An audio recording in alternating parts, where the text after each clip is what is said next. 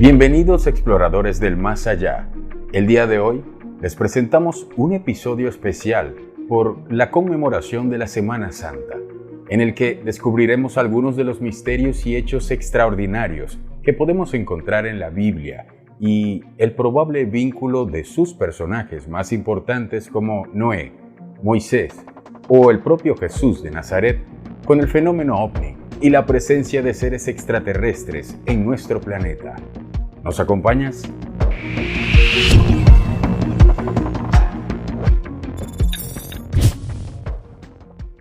Número 1. El Génesis.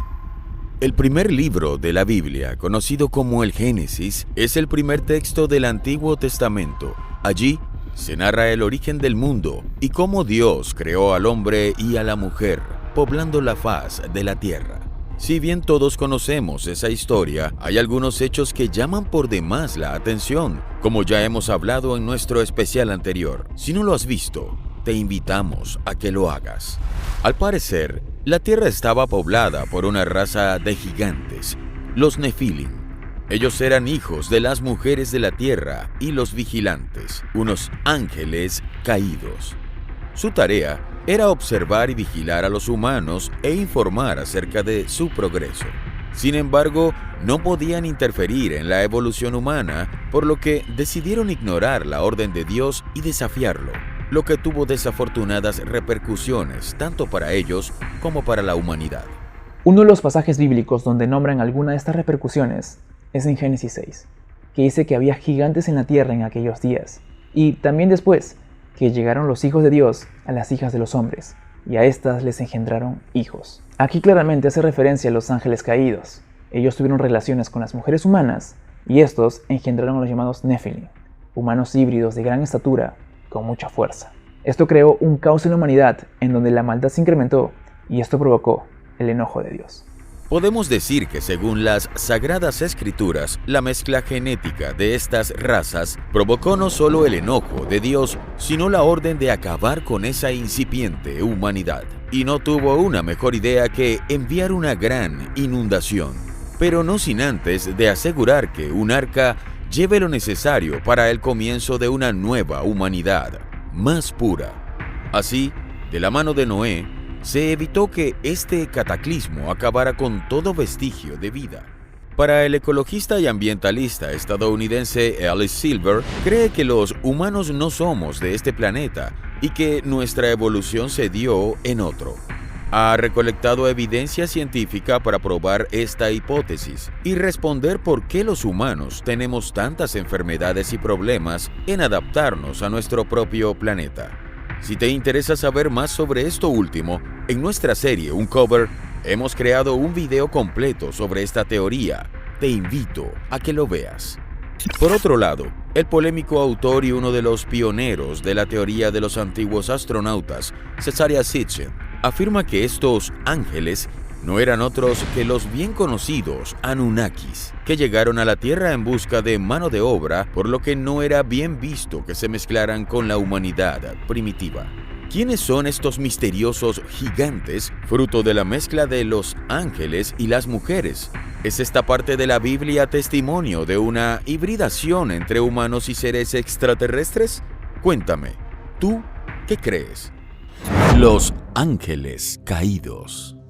Si hay un tema que no podemos dejar de mencionar por lo interesante que resulta, es el de los llamados ángeles caídos. Si bien hemos hablado de los vigilantes, estos seres enviados por Dios para controlar a los humanos, que terminan mezclados con las mujeres humanas y engendrando gigantes, los caídos fueron un poco más allá.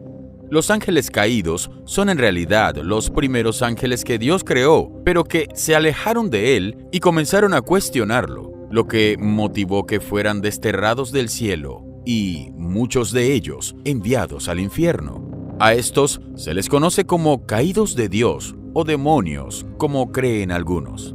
La fuente principal para conocer a estos ángeles es el libro de Enoc, que contiene material sobre el origen de los demonios y de los gigantes y la explicación sobre por qué algunos ángeles cayeron del cielo. El libro de los vigilantes data de alrededor del año 300 a.C. fue encontrado en los rollos del Mar Muerto y está escrito principalmente en Kes, lengua de Etiopía, y de ahí que sea aceptado en ese país, aunque también contiene fragmentos en arameo, griego y latín. Al principio, los ángeles caídos pertenecían al grupo que protegía los inicios de la humanidad. Fueron creados específicamente por Dios para velar por el hombre y se les otorgó de entendimiento y libertad. Estas características llevaron a que muchos de estos ángeles comenzasen a cuestionar a su creador, alejándose de él y cometiendo diferentes pecados, que llevó a que Dios los expulsara del cielo. La Biblia reconoce principalmente a Lucifer, pero el libro de Enoc afirma que cayeron 200 ángeles en total, con Semiyasa como líder principal, aunque no el único, ya que eran 20 líderes en total. No solo fue la lujuria lo que impulsó a estos ángeles, sino muchos cayeron por enseñar a los hombres el arte de la guerra y la creación de armas, entre otros conocimientos. Lucifer fue creado por Dios como su hijo pródigo. Le dio gran belleza, inteligencia y perfección, con el objetivo de ser él quien organizara el resto de ángeles. El enorme poder que tenía Lucifer hizo que su vanidad aumentase, sintiéndose incluso superior a Dios y compitiendo contra él. Este fue el motivo por el cual Dios le desterró del paraíso junto con la tercera parte de la corte celestial que se había unido a él. Semiyasa, el líder, fue quien instó a los otros a tomar esposas humanas para engendrar hijos. Los vigilantes, convencidos por él, bajaron a la tierra a unirse con los humanos, y él fue quien convenció a los ángeles de enseñarles las cualidades que cada uno poseía: lectura, escritura, astronomía, meteorología, agricultura. Fueron algunas de las cosas que estos seres enseñaron a la humanidad. ¿Realmente crees que Dios podría enojarse por transmitir este tipo de conocimientos? ¿O hay algo más? Esto nos hace preguntarnos si realmente eran tan negativos como los muestra la Biblia, o solo se trataba de seres más evolucionados que nosotros, pero con muchas características humanas, seres que no eran para nada espirituales, sino de carne y hueso, con intereses propios cumpliendo solo una misión en la tierra. Los vigilantes. Los Grigori, guardianes o vigilantes, son un grupo de ángeles caídos de la historia judía, mencionados en algunos textos apócrifos y en el libro del Génesis. En estos textos se menciona que los Grigori fueron seres que se enamoraron y se aparearon con las hijas del hombre, naciendo de esta unión una raza de semidioses conocida como los Nefilim. Su tarea era observar y vigilar a la emergente especie humana e informar acerca de su progreso. Sin embargo, ellos se vieron limitados por la principal orden divina de no interferir en la evolución humana. Ellos decidieron ignorar la orden de Dios y desafiarlo, convirtiéndose en maestros de la raza humana, con desafortunadas repercusiones tanto para ellos como para la humanidad. La mayor parte de la información que tenemos sobre los vigilantes y sus actividades proviene del apócrifo libro de Enoc. Las primeras partes del libro detallan la interacción de estos ángeles con la humanidad. Según este libro, los vigilantes sumaban más de 200 y no solo se relacionaron con las mujeres, sino que transmitieron conocimientos sobre la creación de armas y el arte de la guerra, principalmente, trayendo un desequilibrio entre los hombres. Según Erich von Däniken, es hora de traducir estos conceptos con términos más modernos. En la antigüedad se conocían como ángeles. Hoy podemos decir que se tratan de seres extraterrestres, ya que estos vigilantes o guardianes no parecían ser nada espirituales, sino que sus motivaciones eran más bien físicas. ¿Quiénes eran estos seres realmente?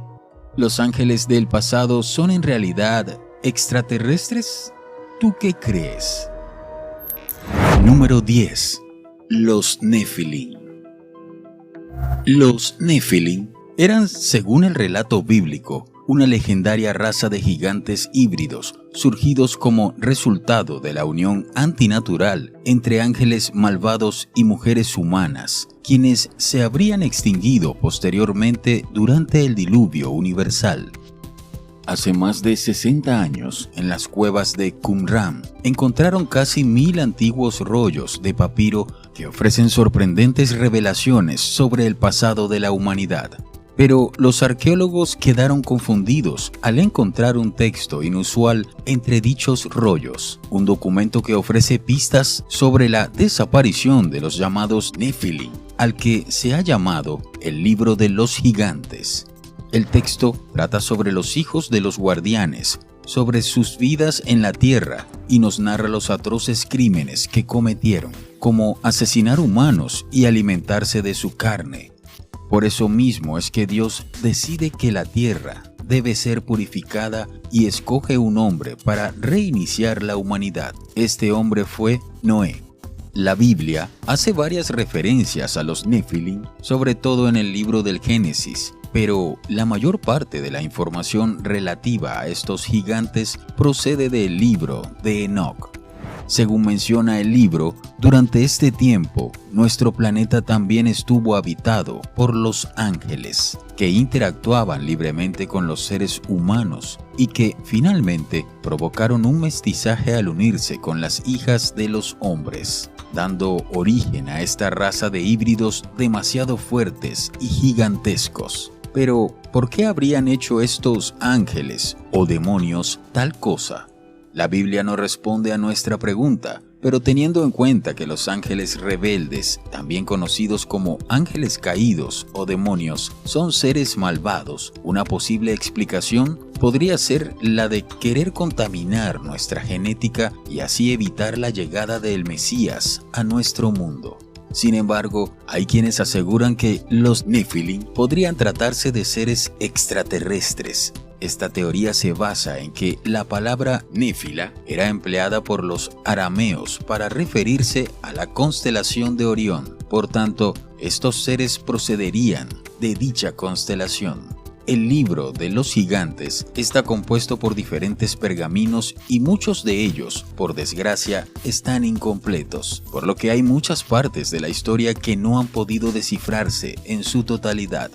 Finalmente, aunque aún hay muchas preguntas acerca del tema, este importante manuscrito representa una manera de acercarse a la historia de estos seres que hoy en día siguen siendo objeto de estudio.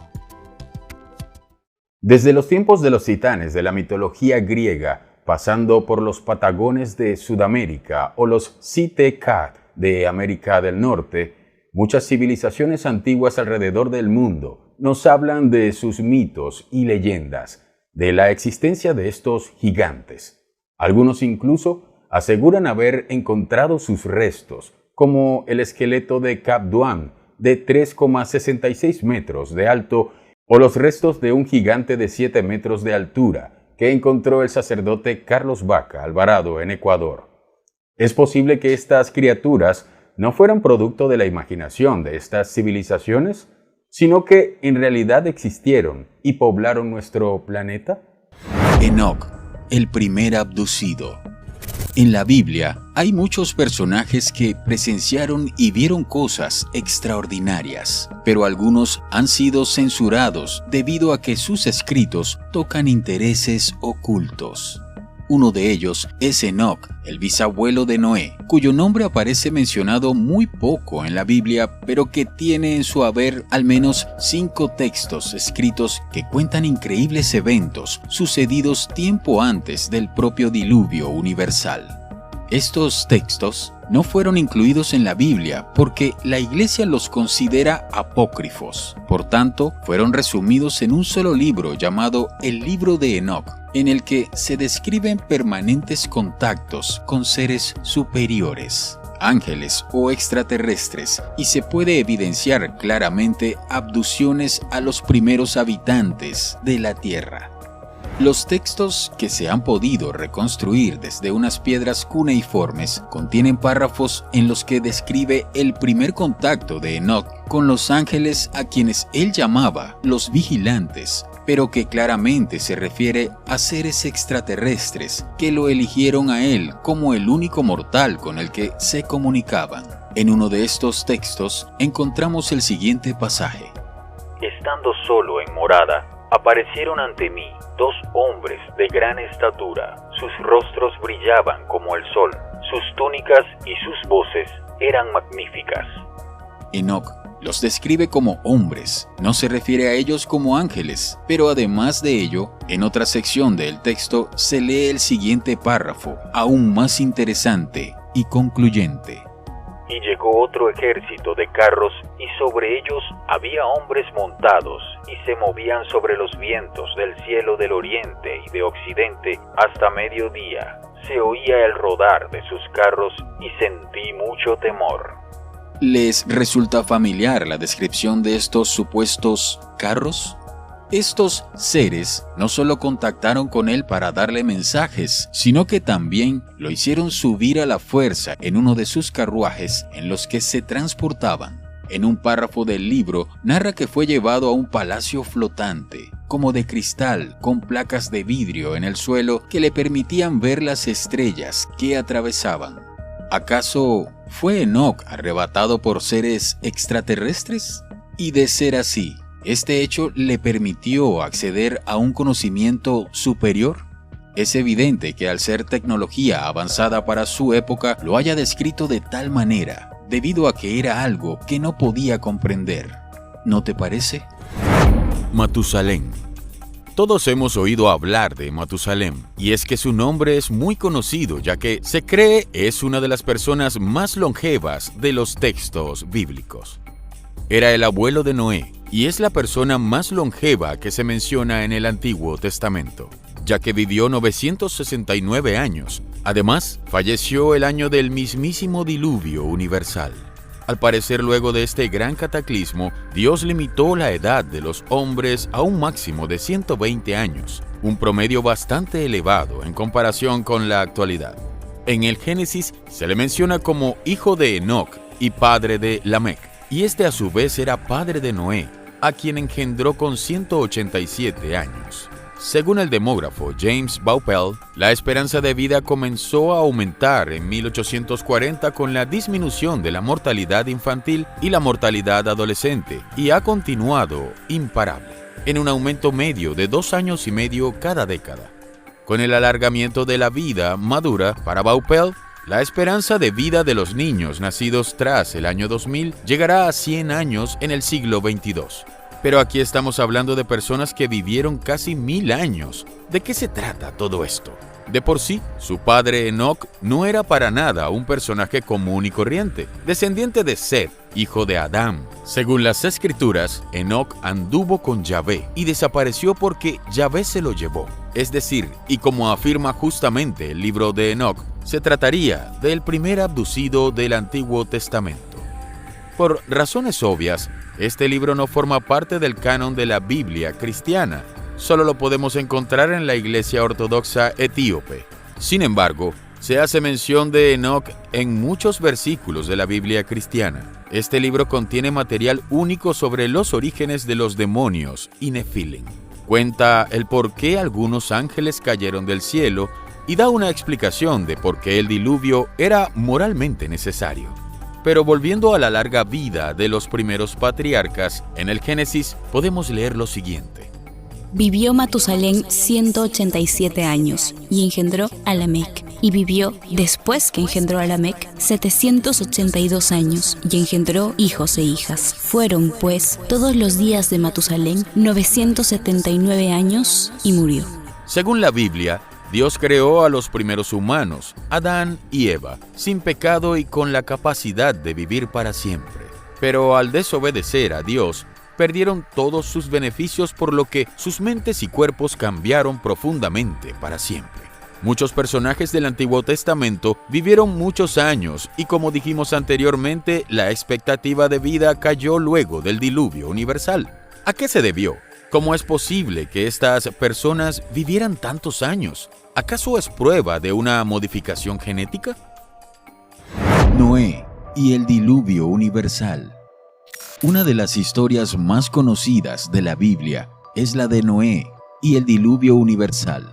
Noé, según los escritos sagrados, fue el último de los longevos patriarcas antediluvianos, a quien Dios mismo le advierte sobre un gran diluvio universal para destruir a todos los seres vivientes por sus pecados. Pero ¿quién era realmente Noé? Según el libro de Enoc, que formó parte del canon de la Biblia y que luego fue retirado, menciona que Lamec, el padre de Noé, no lo reconoció cuando nació, debido a que su esposa estaba embarazada cuando él había estado meses fuera de casa. Ella le jura que no le ha sido infiel. Lamec, angustiado, fue a consultar a su padre, Matusalén, para que preguntase a Enoc, quien moraba en los cielos, si este niño era realmente suyo o de aquellos ángeles que bajaban a la tierra y se relacionaban con las mujeres de aquí. Enoc le informó que aquel niño era el encargado de salvar a la humanidad en el futuro, que era enviado de Dios. Además, el pequeño Noé no se parecía a ellos. Su piel era muy blanca y sus ojos brillaban tanto que iluminaban el lugar. Dios consideró que la humanidad se había llenado de violencia, por lo que decidió borrarla de la tierra y comenzar de nuevo. Para ello, le pidió a Noé que construyese un arca para albergarlo a él y a su familia, así como a todas las especies de animales. Luego envió el diluvio, 40 días y 40 noches de lluvia incesante y agua brotando por doquier. Noé y su familia, junto a las esposas de sus hijos, fueron los encargados de repoblar el mundo, y Dios prometió nunca más enviar algo de tales características. Ahora bien, los teóricos de los antiguos astronautas creen que Noé era producto de una inseminación artificial, un híbrido, de allí sus características extrañas, al que Dios lo consideró puro. ¿Pero acaso su pureza tenía que ver con una cuestión genética, más que espiritual? Y de ser así, ¿cuál fue el motivo por el cual había que limpiar la tierra? ¿Tendría que ver con la mezcla genética que se produjo entre estos seres angelicales que se mezclaron con los humanos? ¿Era el arca una nave destinada a preservar material genético, es decir, un banco de ADN? Noé es uno de los personajes más importantes y misteriosos de la Biblia, y esto es debido a su nacimiento. Hemos hablado anteriormente de por qué decíamos que Noé tenía una genética especial, y por qué sería el escogido para salvar a la humanidad. Tomando lo dicho antes, si antes del diluvio, la genética de los humanos estaba corrompida por las mutaciones que se daban entre los ángeles caídos y los humanos, ¿no les parece curioso que Noé sea la persona indicada por su supuesta pureza genética para ser el nuevo patriarca de la humanidad? Lo más interesante es que justo después de Noé, el tiempo de vida de una persona disminuyó a solo 120 años. ¿Qué pasó aquí? Las personas antes del diluvio vivieron vidas muy largas, pero ¿a qué se debió esto? ¿Acaso será posible que lo que realmente pasó fue que emigramos de un planeta a otro? Y esto fue lo que afectó nuestro tiempo de vida. Hay testimonios del gran diluvio en muchas civilizaciones y culturas antiguas en todo el mundo. Inclusive describen situaciones tan similares como lo describe la Biblia hebrea. Si te interesa saber más sobre esto último, únete a nosotros, ya que subiremos un video exclusivo solo para nuestros miembros, hablando de este tema con más detalle. Te espero. La historia del diluvio universal fue un relato muy popular en varias culturas del mundo antiguo. En Sumeria se cuenta que el dios Enlil envió una gran inundación al mundo para acabar con toda la humanidad. Pero el Noé sumerio, Ziusudra, construyó un barco para salvarse. Los griegos cuentan que Zeus también envió un gran diluvio de 9 días y 9 noches, del que solo sobrevivieron los hombres más justos.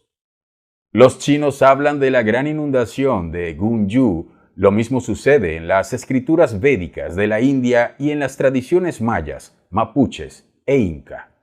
Muchos se preguntan ¿a qué se deben estas coincidencias? ¿Es posible que el relato del diluvio haya ocurrido realmente? La Torre de Babel y los Anunnakis. La Torre de Babel se describe en el libro del Génesis y su escritura se le atribuye tradicionalmente a Moisés. Según estos escritos, la humanidad quedó casi extinta después del diluvio universal. Solo 7 integrantes de la familia de Noé sobrevivieron a la catástrofe. Estos descendientes, como únicos seres humanos del planeta, se desplazaron hasta la llanura de Senar, Babel, y decidieron construir una torre tan alta que llegara al cielo. Cabe destacar que todos hablaban un solo idioma. Según algunos autores, estos hombres recibieron la información de cómo hacer ladrillos de tierra cocida y una mezcla como hormigón, lo suficientemente fuerte para resistir tal magnífica construcción. De quienes recibieron esta información no está muy claro. El rey Nimrod, al cual se le atribuye la construcción, era el bisnieto de Noé y fue un personaje bastante discutido dentro de las tradiciones hebreas y babilónicas. Aquí es donde los historiadores no se ponen de acuerdo. Para los textos sumerios, Nimrod era hijo del dios Marduk, uno de los primeros Anunnakis que llegó a la tierra y creó a los seres humanos, y habría construido la torre con el fin de que sea un templo de adoración al dios Marduk. El dios de Noé, Yahvé, al observar la edificación, decide que los habitantes comiencen a hablar en diferentes lenguas, y así abandonaron la construcción de la torre y los esparce por toda la tierra. Sin embargo, el punto de vista sumerio afirma que bajo Elohim, es decir, uno de los dioses, ordenó que se destruyera la torre y la ciudad, para confundir las lenguas de la humanidad y así impedir que ésta se pusiera de acuerdo en contra de los dioses. Un descubrimiento hecho en el actual Irak podría proporcionar evidencia de que este megacomplejo realmente existía. El hallazgo de este sitio arqueológico en Borsipá coincide con el de la historia antigua. La Torre de Babel es considerada un mito para algunos investigadores. Sin embargo, una serie de cilindros que fueron encontrados podrían haber sido parte de la torre debido a su tamaño y a la evidencia de piedra quemada. Un documental bastante polémico llamado Bible Conspiracies afirma que los Anunnaki habrían destruido la torre junto con Sodoma y Gomorra, afirmando que el libro del Génesis revela que una raza alienígena fue la culpable de esta destrucción. Estos Anunnaki fueron descritos como viniendo de los cielos, enviados para guiar a los humanos. En tiempos pasados se les llamaba ángeles, pero hoy los llamaríamos extraterrestres. Habla de un concepto que se refiere a una teoría de la historia que se fundó por ahí por finales de la década de los 60. Y esta teoría histórica señala que hace miles de años antes de Cristo hubo unos dioses que vinieron del cielo y que intervinieron en la evolución humana y crearon al humano por esta intervención. Por eso esta teoría de la historia se llama la teoría intervencionista de la historia.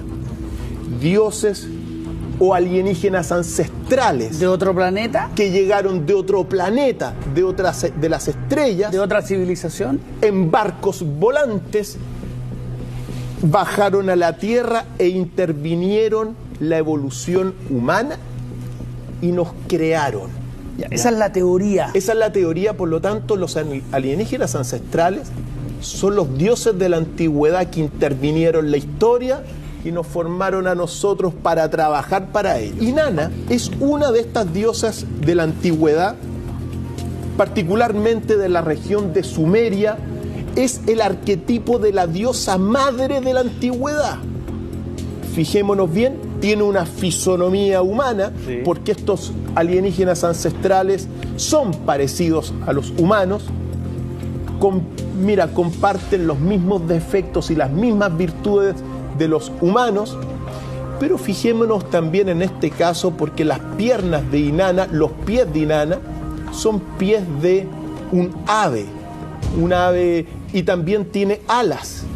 Fijémonos bien, entonces son una mezcla de dioses zoomórficos. Sodoma y Gomorra. Sodoma y Gomorra era el nombre de dos ciudades vecinas de la época del profeta Abraham, cuya historia es relatada en el libro del Génesis. Según el relato bíblico, esas ciudades fueron calcinadas como castigo divino por la gravedad de sus pecados. La historia cuenta que Lot y su familia vivían a las puertas de la ciudad de Sodoma. Lot tenía como misión lograr el arrepentimiento de la ciudad, ya que tanto Sodoma como Gomorra tenían fama de ser ciudades dominadas por el pecado. Según el Génesis, las quejas llegaron a oídos de Dios, quien decide acabar con esas ciudades. Abraham recibe la visita inesperada de 3 hombres. Estos le expresan la decisión de Dios de destruir Sodoma y Gomorra. Abraham intercede por los justos de la ciudad, ya que allí se encuentra su sobrino Lot y su familia. Uno de ellos se compromete a ser piadoso siempre que encuentre al menos hombres justos. 2 de los 3 visitantes parten rumbo a Sodoma y se presentan como seres celestiales ante Lot, quien los hospeda. Allí, estos se dan cuenta que no hay ningún hombre justo entre ellos y deciden ejecutar el plan previsto, no sin antes permitir la huida de Lot y su familia a un poblado cercano.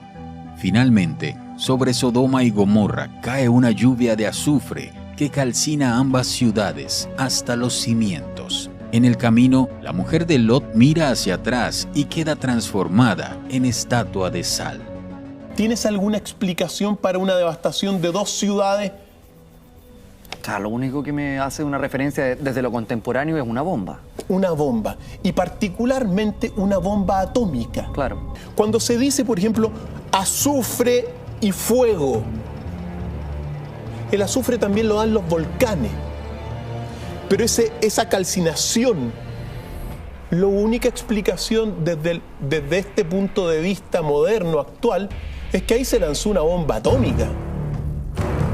Pero cuando la mujer de Lot, que es la última, va arrancando y queda como una estatua de sal, son los efectos muchas veces que se le genera a esas personas que mueren cuando pasa la onda expansiva, quedan petrificadas.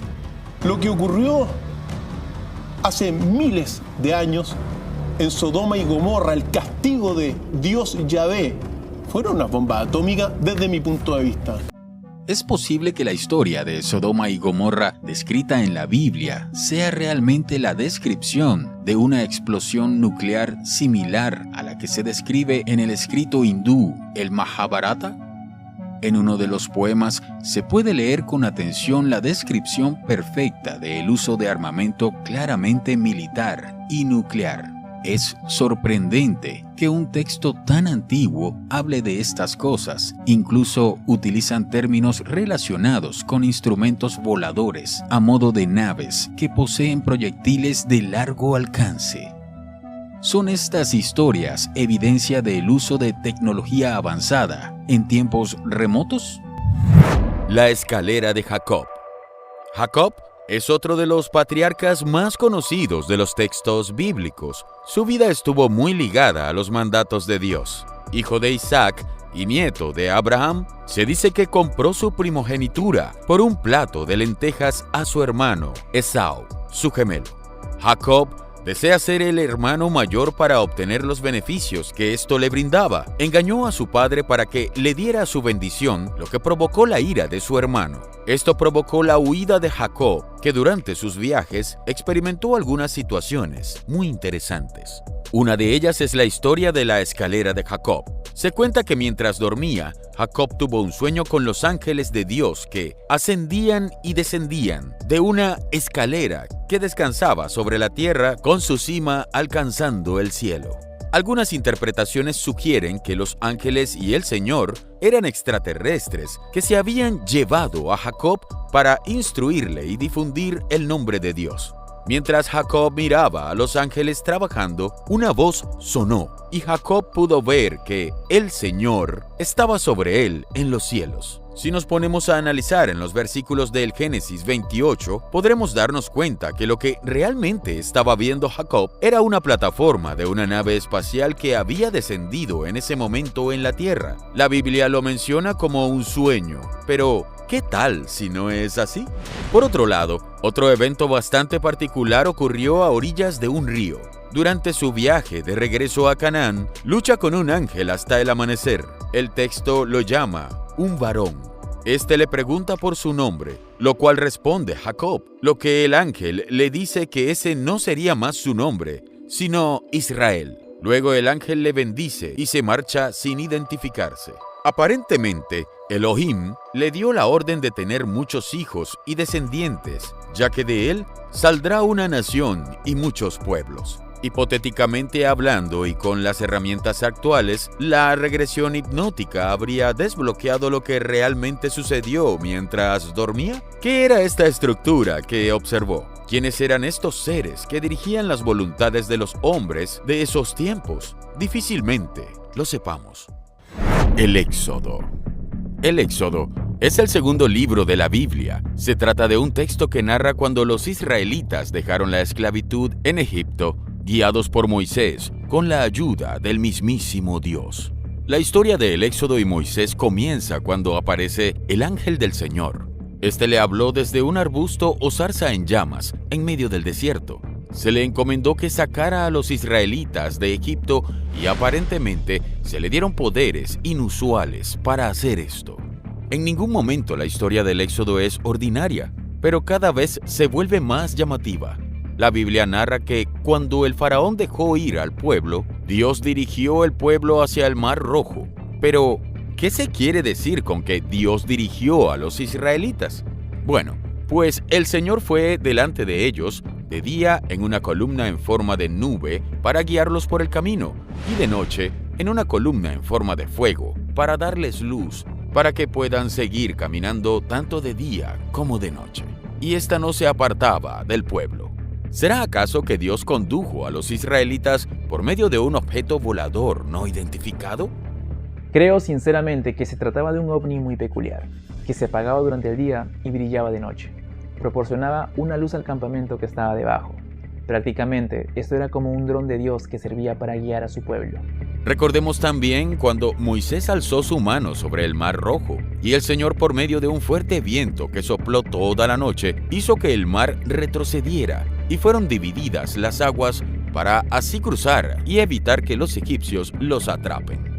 El pueblo israelí cruzó el desierto de Sinaí, pero al parecer Dios se enfureció con ellos por adorar falsos dioses y los obligó a vagar sin rumbo fijo durante 40 años, antes de llegar a Israel. Como era de esperarse, los recursos comenzaron a agotarse, pero Dios no los dejó morir y envió el maná, el alimento divino. Gracias a esto, los judíos sobrevivieron con esta única fuente de alimento. Obviamente esto es muy ambiguo y jamás se explica realmente qué es el maná. Sin embargo, el Zohar, un libro judío muy importante, sí da una explicación más detallada. Este texto antiguo menciona algo llamado el ancestro de los días, que fue lo que proporcionó el maná. Esta deidad no hablaba o se movía por voluntad. Fue llevado por el desierto y se colocó en varios tronos, y su única función era la producción de maná. ¿Acaso es posible que se tratase de una máquina?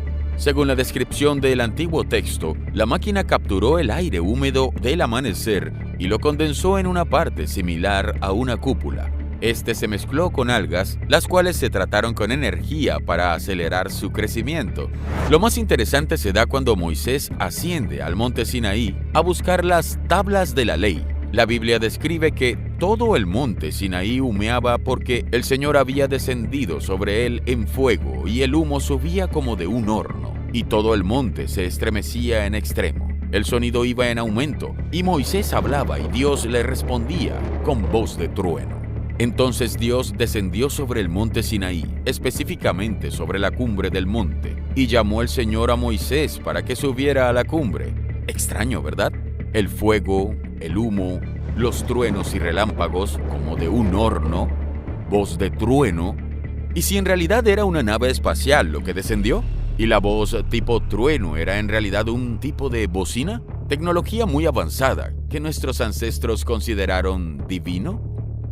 Moisés y las tablas de la ley. En el libro del Éxodo de la Biblia se narran los episodios más conocidos de la vida de Moisés. Su vida empezando por su salvación milagrosa cuando era un bebé y sus padres, para burlar la orden del faraón de exterminar a todos los varones judíos, lo lanzaron al Nilo en un cesto que recogería la hija del faraón. El Torá, Antiguo Testamento y el Corán refieren que Moisés fue elegido por Dios para liberar al pueblo hebreo de la esclavitud de los egipcios y llevarlos hacia Israel, la tierra prometida. Cuenta el texto bíblico que un día mientras Moisés pastoreaba sus ovejas en el monte Horeb, vio una maleza consumirse en el fuego. Cuando se acercó, ésta le habló y le reveló que era Dios. Este encuentro sirvió para que le diera instrucciones de regresar a Egipto y liberar a los hebreos. Al pedirle permiso al faraón para sacar a los hebreos de allí, este no lo permitió. Es entonces cuando interviene la mano de Dios y envía las 10 plagas de Egipto. La plaga hizo que el faraón permitiera la salida de los esclavos, pero cuando iban llegando al Mar Rojo, el faraón cambió de opinión y envió un ejército a recuperar los esclavos. Y aquí se manifiesta nuevamente Yahvé, cuando la caravana estaba atrapada entre el ejército egipcio y el Mar Rojo, partió las aguas para que éstos pasaran. Cuando los egipcios intentaron atraparlos, las aguas volvieron a unirse y ahogaron a todo el ejército. Dios llamó a Moisés a la cima del monte Sinaí. Todo el monte humeaba porque Dios había descendido. Allí le entregó las tablas de la ley, 2 tablas con los 10 mandamientos y las instrucciones para que construyera el arca que las contendría, el arca de la alianza. 40 días después bajó y según narran ya no era el mismo, su rostro había cambiado, hasta se notaba más envejecido. Las descripciones de los textos sobre este hecho nos hacen pensar, ¿con quién estaba en contacto realmente Moisés? ¿Acaso se trataba de una nave, aquello que describieron en la cima del Sinaí, y fue llevado al espacio? ¿Eso explicaría su vejez repentina? ¿Tú qué crees? Some thousands of years ago, our forefathers were Stone Age people. Then some extraterrestrials arrived on our planet. Our forefathers believed, erroneously, that these ETs are some gods. We all know that there are no gods. It was just a misunderstanding. But they believed that the ETs are gods. And the extraterrestrials, they behaved themselves like today's ethnologists would do. They studied a few groups, they learned a few language, they give a little advice for the society in the future, and finally they departed from our solar system, but with the promise to return in a far, far future. And this promise of returning has entered into every cult of the past, including in our today's living religions. We all wait for the return of someone coming down from the sky. El Arca de la Alianza. El Arca de la Alianza, un cofre sagrado en el cual estarían guardados los 10 mandamientos, es una de las reliquias más buscadas de todos los tiempos. Los relatos bíblicos hablan de un dispositivo con poderes divinos, capaces de producir alimentos, derribar muros, matar a aquellos que entran en contacto con ella y hasta proporcionar una comunicación directa con Dios. Según la Biblia hebrea, este cofre sagrado fue construido por los israelitas cuando estaban acampando en el desierto del Sinaí tras huir de Egipto. Según se cree, el arca tenía misteriosos poderes mientras un grupo de sacerdotes que transportaban el arca cruzaba el río Jordán. Este dejó de fluir y se quedó completamente quieto. Otras historias describen cómo los israelitas llevaron el arca con ellos a la batalla, donde los poderes del arca ayudaron a los israelitas a derrotar a sus enemigos. Cuando el arca fue capturada por los filisteos, los brotes de tumores y enfermedades afligieron a los captores, obligando a los filisteos a devolver el arca a los israelitas. Otras leyendas describen cómo la muerte encontraría a cualquiera que tocara el arca o mirara dentro de ella. Nikola Tesla, entre otros, sugirió que podría ser un condensador eléctrico. Esta teoría fue probada más tarde por especialistas, haciendo una reconstrucción exacta y comprobaron que podría acumular electricidad estática, pero no tanto como para fulminar a una persona. ¿Son estas historias simples mitos? ¿O es real que el arca posee poderes extraordinarios? De ser así, ¿por qué aún permanece oculta? ¿Acaso podría revelar ella nuestra conexión perdida con un pasado extraterrestre? ¿Y si en realidad se tratase solo de tecnología traída por estas deidades?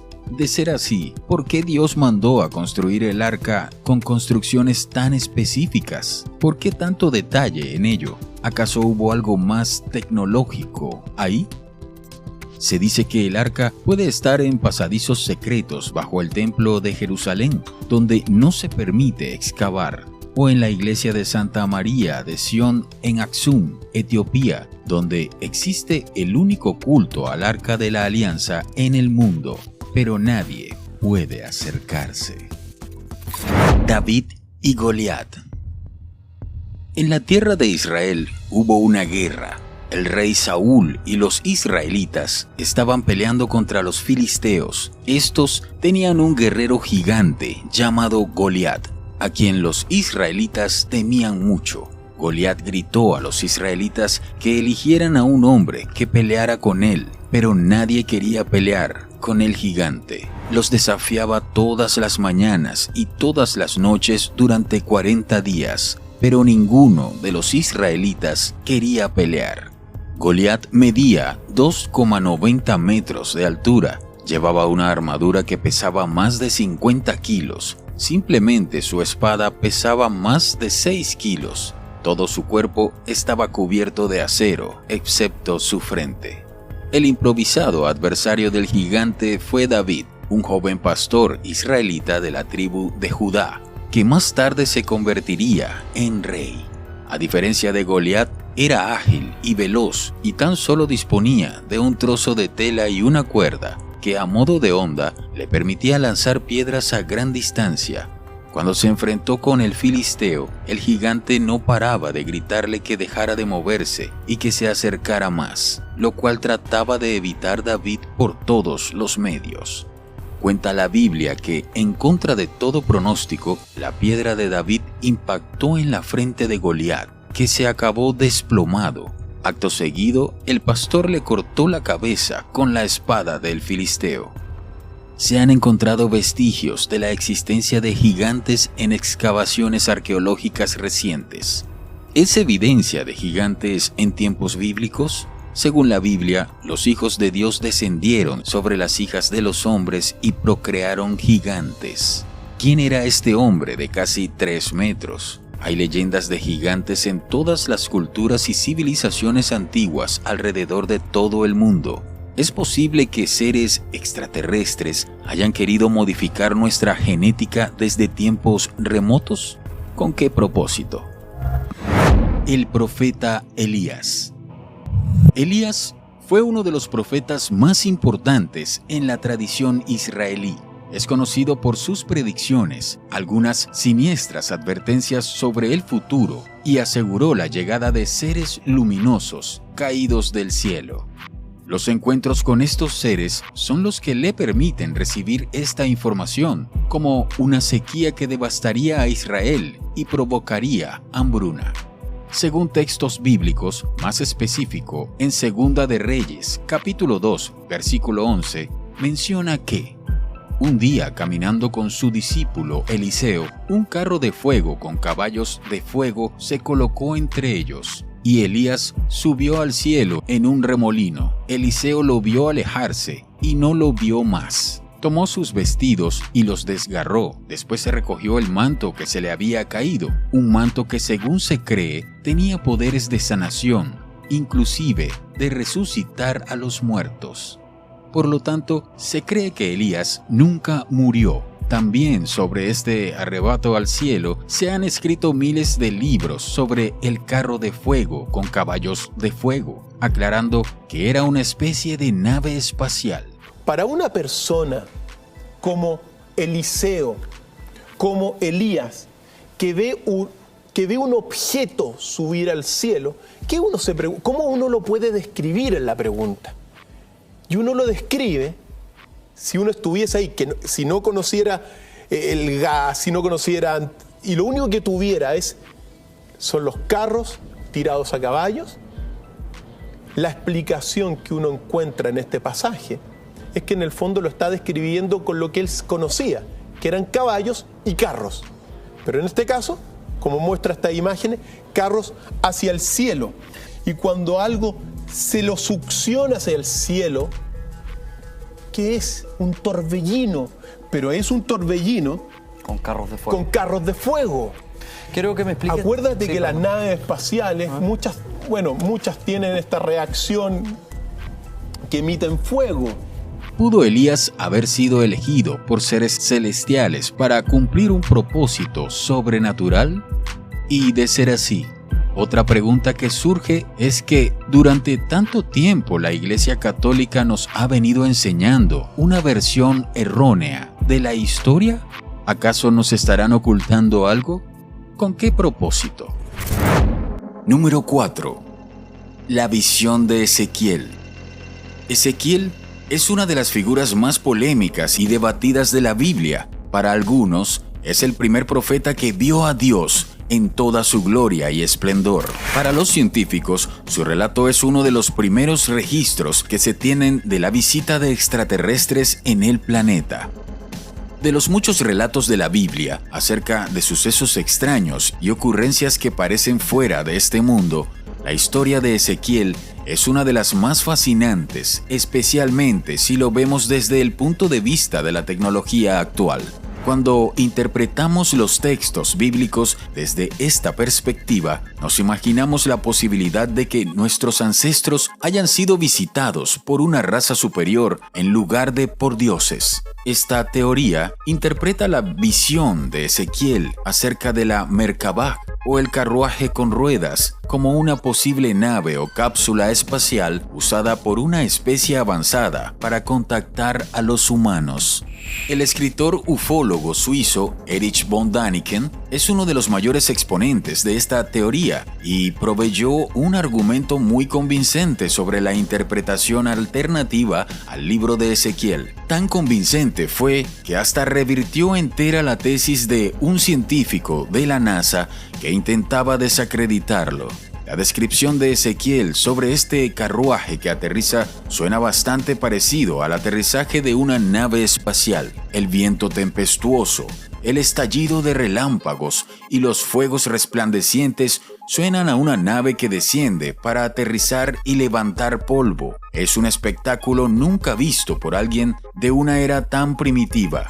Inclusive, Ezequiel describe el fuego del carruaje como bronce refulgente. ¿Fue Ezequiel uno de los primeros contactados extraterrestres? Estos testimonios bíblicos son prueba de que hemos sido visitados en el pasado por seres alienígenas. Jonás, la ballena y el OVNI. En los relatos bíblicos o bien en otros textos antiguos se aprecian enormes esfuerzos por intentar explicar y describir aquello que veían por primera vez. Y ante esos fenómenos inexplicables debían buscar en su registro lingüístico sinónimos para poder referirse a ellos. Es así como para describir la presencia de un ovni utilizaban las palabras torbellino, carro de fuego, nube, rueda llameante. Si leemos detenidamente la Biblia, esas palabras se repiten muchas veces. Jonás fue otro profeta presente en el Antiguo Testamento. Este había sido enviado por Dios a una gran ciudad en donde la gente había olvidado sus mandatos. Allí, Jonás debía convencer a los ciudadanos de obrar mejor y obedecer solo a su Dios, si no algo malo sucedería. La gente no quiso escucharlo, por lo que el profeta perdió la paciencia y dejó la ciudad. Enojado, cruzó el mar en un barco, pero Dios envió muchas tempestades, por lo que cada uno de los tripulantes rezó. Solo faltó uno, Jonás, por lo que fue arrojado al mar. Y fue ahí, justo ahí, donde fue tragado por una gigantesca ballena. Entonces Yahvé hizo venir un pez grande para que se tragara a Jonás, y estuvo Jonás en las entrañas del pez 3 días y 3 noches. Lo más extraño de todo es que llegó al estómago ileso, sin ningún golpe o herida grave. La Biblia no menciona eso. Allí dentro no había luz y sintió mucho miedo. En soledad comenzó a recordar lo que había ocurrido en la ciudad y llegó a la conclusión de que no debía haber actuado tan precipitadamente. Debía haberse quedado e insistir hablando a la gente, pidiéndoles que obedecieran a Dios. Luego de 3 días, el profeta fue expulsado de la ballena. Claramente es imposible que un hombre pase 3 días dentro de tal animal. ¿Pero es posible que se tratara de otra cosa? ¿Dónde estuvo realmente Jonás?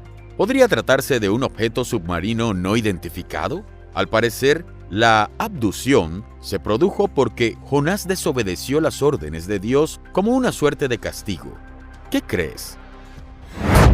Zacarías y el pergamino volador. Uno de los pasajes más extraños de la Biblia es el libro de Zacarías, quizás uno de los profetas menos conocidos. Allí escribe lo siguiente: De nuevo alcé mis ojos y miré, y he aquí un rollo que volaba, y me dijo, ¿qué ves? Y respondí, veo un rollo que vuela, de 20 codos de largo y 10 codos de ancho. Los primeros versos de Zacarías 5 parecen ser la descripción de un objeto volador con una longitud de unos 9 metros. Y, aunque la descripción de un pergamino es difícil de equiparar a un avistamiento de ovni, en un principio, cuando se examinan los informes sobre ovnis con forma de cigarro, se podría percibir que un pergamino enrollado tendría un aspecto similar. Y salió aquel ángel que hablaba conmigo y me dijo, alza ahora tus ojos y mira qué es esto que sale. Y dije, ¿qué es? Y él dijo, esto es un efa. Y levantaron la tapa de plomo y una mujer sentada en medio de aquel efa. Y él dijo, esta es la maldad. Y la echó dentro del efa. Y echó la masa de plomo en la boca del efa. Alcé luego mis ojos y miré, y he aquí 2 mujeres que salían, y traían vientos en sus alas, y tenían alas como de cigüeña, y alzaron el efa entre la tierra y los cielos. Durante muchos años, los investigadores no lograron ponerse de acuerdo acerca de qué se trataba ese misterioso efa. E independientemente de lo que realmente era, las medidas citadas en el texto son ciertamente de algo grande en el cielo. El mismo Zacarías escribió que el rollo se estaba moviendo a una velocidad increíblemente rápida. ¿Acaso es la visión del ovni? ¿Será que el profeta tuvo acceso a una escotilla desde la cual acceder al interior del platillo volador? Podría ser que se trate de una plataforma para despegar o aterrizar. ¿Qué opinas? Como hemos apreciado, en la Biblia son muchas las descripciones de eventos extraños y extraordinarios que nos hacen pensar en su relación con el fenómeno ovni. La escalera que vio Jacob, que iba al cielo y de la cual bajaban y subían ángeles, los carros de fuego que observó el profeta Elías, la visión de Ezequiel de una rueda voladora en llamas, rodeada de ojos, la ballena de Jonás, que más parece ser el interior de una nave, o el rollo volador que observó Zacarías. Todo esto nos hace recordar a los testimonios oculares de testigos que han tenido algún tipo de encuentro con naves extraterrestres. ¿Crees que se trate de una simple casualidad? El nacimiento de Jesucristo. Quizás la historia bíblica más famosa de todas, el nacimiento de Jesucristo, está llena de referencias a naves espaciales y visitantes extraterrestres. Más allá del origen de estos relatos, no podemos dejar de mencionar el nacimiento de quien fue uno de los profetas más famosos de toda la historia, el Mesías, el Salvador, el Hijo de Dios para la religión cristiana. Toda su vida estuvo plagada de hechos misteriosos y para los creyentes de la presencia extraterrestre en la Biblia, la concepción de Cristo es una de ellas. El descubrimiento del embarazo milagroso de María, su madre, es a menudo visto como una antigua descripción de una abducción alienígena, con el implante de un feto en el vientre de María y las instrucciones dadas a ella bajo la apariencia de Dios. Lo que conocemos hoy en día como una inseminación artificial. Además, la estrella de Belén no era otra cosa que una nave espacial que guió a los magos hasta Belén. Al menos eso dice el ufólogo británico Richard Lawrence. Esta estrella los guió a un lugar específico. Tenía un patrón, era una nave espacial. One of the most famous UFO sightings in history is the Star of Bethlehem. Think about it. A star leads three wise, presumably discerning, discriminating people to a stable. Obviously not a star. Now I know many people don't believe it existed at all, but according to the Gospel of St. Matthew, it did. And it led these three individuals, three wise men, to this stable. So it must have been a moving object. It must have been, and I believe was, an extraterrestrial spacecraft identifying the birth of a very significant, what the Hindus would call avatar to Earth, the Master Jesus. And the Bible is actually full of UFO incidents, and it's true and proves that there is a spiritual connection with the whole subject of UFOs, not just in the Judeo-Christian movement at all, but also the Hindu scripts, which are very much full of what they call vimanas, that's the Sanskrit word for a flying celestial vehicle, and the Buddhist texts and other sources right across the world. En la actualidad, existen varios grupos de personas o sociedades que afirman que Jesús, Moisés, Buda, Lao Tse o Krishna eran seres inteligentes avanzados de otros planetas. La sociedad Aetherius es una sociedad internacional que no solo afirma eso, sino que creen que un maestro cósmico llegará a la Tierra para salvarnos. Este grupo fue fundado por el Dr. George King, después que afirmara haber sido contactado por un maestro cósmico llamado Aetherius. Este le comunicó que había sido elegido y que debía prepararse para convertirse en la voz del Parlamento Interplanetario. King se convirtió así en el principal punto de contacto entre la humanidad y este avanzado ser extraterrestre, hasta su muerte en 1997. ¿La estrella de Belén era un ovni?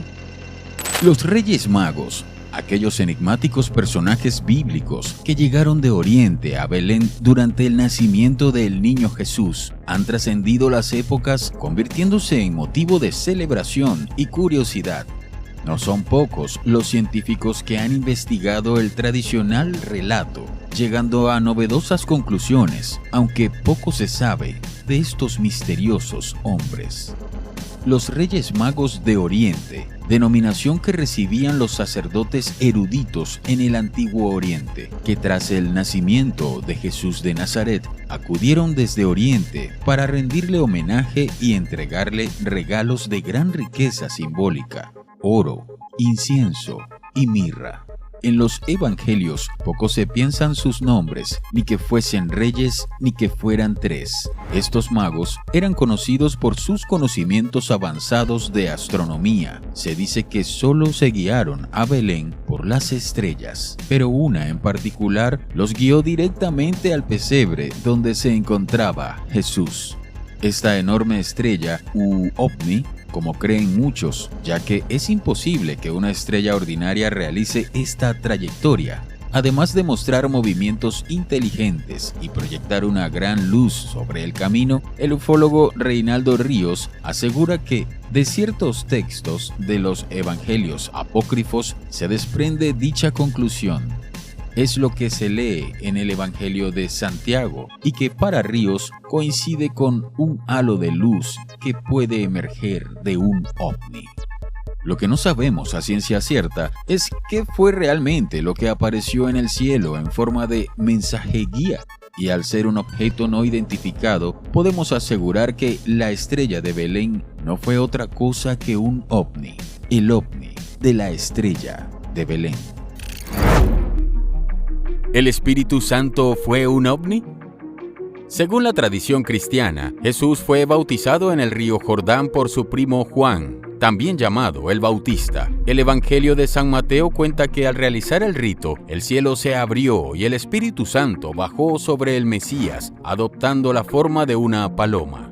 Al mismo tiempo se escuchaba la voz de Dios reconociendo a Jesús como su Hijo. En el Evangelio apócrifo de los Ebionitas se dan más detalles de este hecho. Se agrega, por ejemplo, que una vez que Dios hizo este reconocimiento, una gran luz iluminó todo el lugar. Luego de este evento, el Espíritu Santo llevó a Jesús al desierto, en donde el diablo lo tentó y lo puso a prueba durante 40 días y 40 noches. Para algunos investigadores como David Allen, autor del libro Jesús viajó en un ovni, estas descripciones y acciones podrían darnos la imagen que la paloma fue en realidad un objeto volador no identificado. Si este Espíritu Santo puede trasladar personas, como también se explica en otros apartados del Nuevo Testamento y del Antiguo, si este Espíritu Santo pues emite una voz que podría ser megafonía desde él, y hay un foco de luz proyectado, pues podemos, desde el punto de vista de la ufología, plantearnos la idea de que pudiera tratarse de un vehículo aéreo pues tripulado por estos ángeles, que en su época los veían como ángeles, pero que actualmente los veríamos desde otro punto de vista, más tecnológico, que en otros pasajes de la Biblia transporta a otros personajes desde la Biblia, en el Antiguo Testamento transporta a Elías, a varios profetas, a Ezequiel. Entonces tenemos en el Nuevo Testamento como transporta también en Hechos de los Apóstoles a Felipe, el evangelista, también lo transporta el Espíritu Santo. Entonces hablamos de un vehículo aéreo que proyecta una luz y por su descripción, pues eso, a la luz de nuestros tiempos, que disponemos de tecnología aérea, pues podemos hacer estas hipótesis que para mí no son nada descabelladas, ¿no? Que darían más credibilidad o nos ayudaría a entender un poco más estos pasajes tan misteriosos, ¿no? del Nuevo Testamento.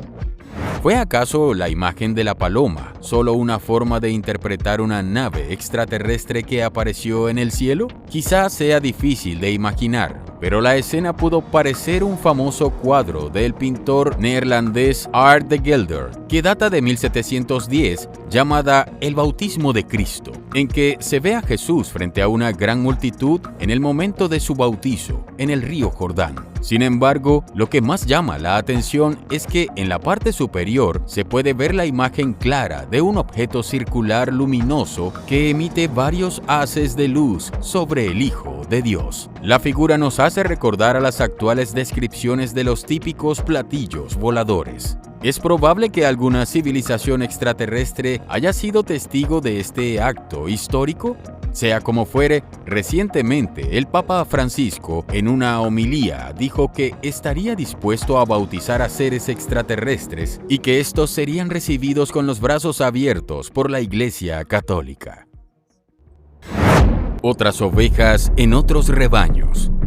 Pero la presencia de seres extraterrestres en la Biblia no solo se limita a las visiones o experiencias que tuvieron los patriarcas y profetas judíos antes del nacimiento del Mesías. Es más, hay investigadores que aseguran que fue el propio Jesús de Nazaret quien confesó la existencia de vida inteligente en otras partes del universo. En el Evangelio de San Juan, el capítulo 10, versículo 16, Jesús, mientras compartía con sus discípulos la parábola del buen pastor, les dijo: También tengo otras ovejas que no son de este redil. Aquellas también debo traer, y oirán mi voz, y habrá un rebaño y un pastor. ¿Quiénes son estas otras ovejas que no pertenecen a este redil? ¿Es que acaso nos está diciendo que existen otros seres distintos a la raza humana? Otra pista la tenemos en el libro Hebreos, en el capítulo 11, versículo 13. Aquí el autor refiere que Dios formó los mundos mediante su palabra. Muchos consideran que este uso del plural en la palabra mundo es la prueba que Dios no solo creó el planeta Tierra como único lugar habitado en el universo, sino que creó varios otros mundos parecidos al nuestro. Es más, algunos consideran que limitar la vida a solo nuestro planeta sería limitar el extraordinario poder creador de Dios. En la actualidad, la Iglesia Católica considera que la creencia en vida extraterrestre no contradice la fe ni la doctrina de esta religión. El astrónomo jesuita y exdirector del Observatorio de la Santa Sede, José Gabriel Funes, quien llama a estos seres hermanos extraterrestres, considera que es probable la existencia de vida en otros planetas y así como hay una gran variedad de criaturas en la Tierra, puede haber otros seres, incluso inteligentes, creados por Dios en otras partes del universo. Pero de hallarse vida inteligente en otro planeta, ¿conocerán también a Jesús? ¿Creerán ellos en nuestro Dios? ¿O tendrán otros dioses? ¿Pensaríamos nosotros en evangelizarlos o acaso seríamos nosotros los evangelizados con su religión? Las trompetas del Apocalipsis. En la Biblia se narran las historias de varias guerras que el pueblo judío y sus reyes libraron a lo largo de los años. Una de las más conocidas es la que emprendió Josué contra la ciudad de Jericó, que estaba protegida por fuertes e impenetrables murallas. Para derribarlas, Dios le dijo a Josué que su ejército debería marchar alrededor de la ciudad por varios días. Además, debían llevar consigo el arca de la alianza y que 7 sacerdotes debían hacer sonar unas trompetas. Al séptimo día, los soldados marcharon 7 veces alrededor de Jericó, y mientras los religiosos hacían sonar con más fuerza las trompetas, Josué ordenó a sus hombres que gritaran. Fue en ese momento que los muros se derrumbaron, dejando la ciudad en manos de los hebreos. El uso de las trompetas como un medio para transmitir el poder y la voluntad de Dios puede verse también en el libro del Apocalipsis, también llamado de las Revelaciones. En la visión que tuvo Juan de Patmos, al abrirse el 7º sello, Dios entregó a los ángeles 7 trompetas que, al tocarlas, provocaron una serie de catástrofes naturales y desgracias para el planeta y la humanidad. Al sonido de la primera trompeta, se quemó la tercera parte de todos los árboles y la hierba. Con la segunda, el mar se convirtió en sangre, matando a la tercera parte de los seres vivos que habitan los océanos. Cuando el tercer ángel tocó su trompeta, cayó una gran estrella en la tierra, matando a muchos hombres. Al sonar la cuarta trompeta, el sol y la luna se oscurecieron. Al sonido de la quinta trompeta, cayó una estrella a la tierra, creando un gran hoyo, del que salieron criaturas infernales como langostas, para hacer daño a los hombres. Al sonido de la sexta, se liberó una gran plaga, que acabó con la tercera parte de la humanidad. En este tiempo, Dios dará una última oportunidad a los hombres y enviará a 2 testigos del Apocalipsis a la tierra para que profeticen y adviertan a los hombres sobre el destino que vivirán. Pero estos no serán escuchados y serán asesinados. Sonará la 7ª trompeta, donde los fieles serán salvados y los otros recibirán la ira de Dios. En los últimos años, muchas personas alrededor del mundo afirman haber escuchado el sonido de trompetas sin saber qué los produce o dónde se originan. El fenómeno es conocido como The Hum o el zumbido. Aunque hay quienes las han bautizado como las trompetas del Apocalipsis, muchos creen que provienen del paso de naves extraterrestres en nuestro planeta. Otros señalan que la aparición de estos extraños ruidos no es casualidad y que es una clara señal que estamos viviendo los días próximos al fin del mundo.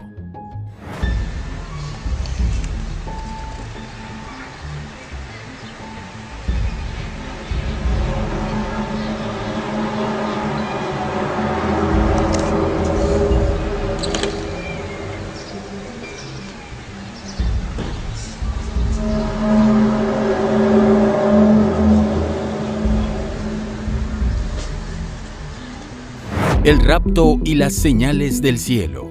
Uno de los episodios más temidos por los cristianos en todo el mundo es el llamado momento de la Gran Tribulación, profetizada por el propio Jesucristo cuando se encontraba en el Monte de los Olivos, y que será un tiempo de terribles tragedias para la humanidad. Los especialistas aseguran que este tiempo será breve, pero lleno de catástrofes naturales como terremotos, plagas, hambrunas y maremotos que desolarán la tierra.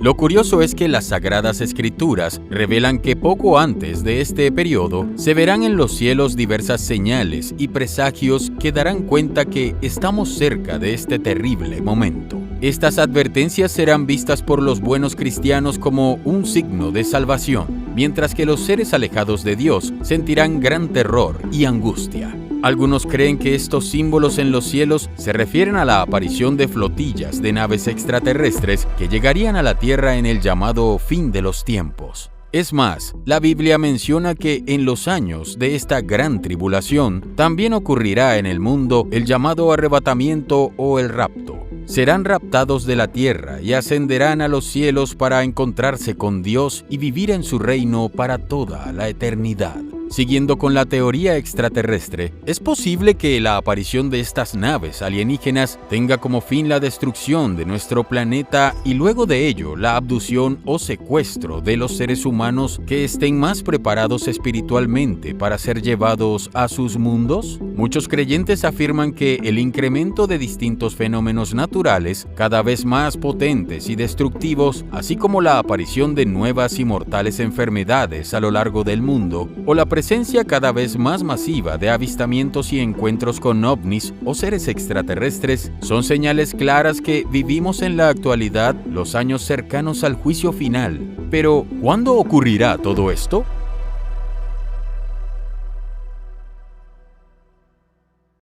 Si bien es muy difícil saber cuándo ocurrirán estos terribles hechos que la Biblia nos advierte, hay quienes creyeron a través de los siglos haber encontrado en ese libro sagrado algunas pistas o códigos secretos que revelarían la fecha en que sucedería el tan temido Apocalipsis.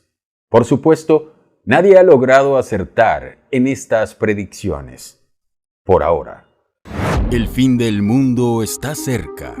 Si tenemos como base la Biblia, es lógico pensar que una de las primeras fechas en que se creyó que ocurriría el fin del mundo fue en el año 666. La fecha recordaba al pasaje bíblico del Apocalipsis en que se dice que el 666 sería el número del anticristo. Sin embargo, nada ocurrió. Otra de las fechas fue predicha por un grupo religioso llamado los milenaristas, que basándose en el mismo libro de las Revelaciones, creía que el mundo acabaría en el año 1000, pero ellos también estaban equivocados. La otra fecha escogida para la llegada del Apocalipsis fue el año 1284, y la dio el propio Papa Inocencio III, pues decía que en ese tiempo se cumpliría 666 años de la creación del Islam. A pesar de ser una predicción del propio pontífice de Roma, nada sucedió en ese año. En tiempos más actuales, el periodista Michael Drosnin publicó en su libro El Nuevo Código Secreto de la Biblia una fecha para el fin de los tiempos. Drosnin fue el principal divulgador de los trabajos del matemático judío Eliyahu Rips, quien aseguraba haber encontrado un código secreto dentro de las páginas de la Torá hebrea, que son los 5 primeros capítulos de la Biblia cristiana en que se revelaban los nombres y hechos más importantes del futuro. El código encontró, por ejemplo, la palabra Hitler junto a las de Nazi y Apolo 11, al lado de las palabras alunizaje y nave espacial, y el apellido del expresidente de los Estados Unidos, John F. Kennedy, junto a la palabra Dallas, lugar donde fue asesinado. Según el análisis realizado en el Pentateuco, Drosnin anunció que el fin del mundo sería en el año 2006, fecha en que, según él, ocurriría una gran guerra nuclear que pondría fin a toda la humanidad. Pero, como es visible, también falló en el pronóstico.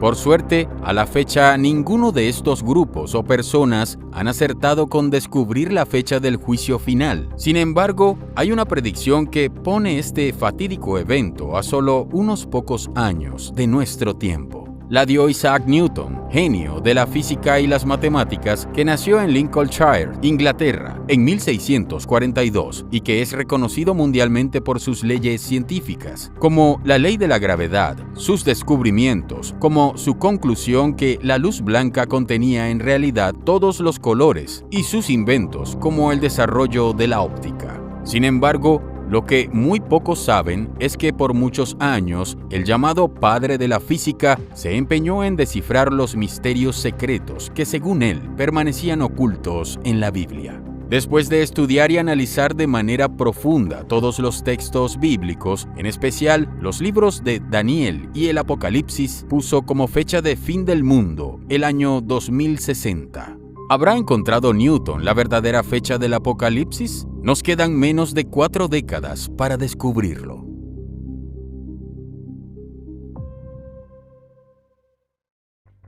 Esperamos que hayas disfrutado de este especial por Semana Santa.